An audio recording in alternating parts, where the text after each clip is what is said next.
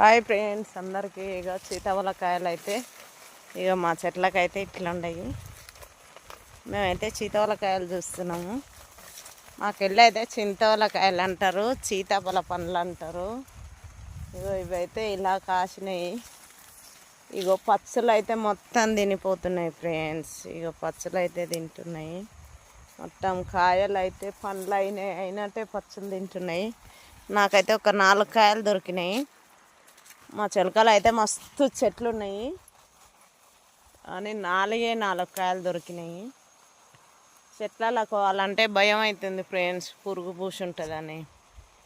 మీరు ఎంతమంది సీతాఫల పండ్లు దింపుతారో కామెంట్ బాక్స్లో కామెంట్ చేయండి. మీ చిలకలలో ఉన్నాయా లేవా కామెంట్ బాక్స్లో కామెంట్ చేయండి. మా చిలకలు అయితే ఉన్నాయి. మేమైతే సీతాఫల పండ్లు తెంచుకొని మాత్రమే తింటాం, కొనుక్కొచ్చుకొని అయితే కొనుక్కొచ్చుకోము. మాకెళ్ళి మస్తు పండ్లు ఉంటాయి. ఓకేనా, బాయ్. ఇగో ఈ చెట్లు ఈ పువ్వులు అయితే మస్తు బాగున్నాయి చూడండి. ఓకేనా, బాయ్.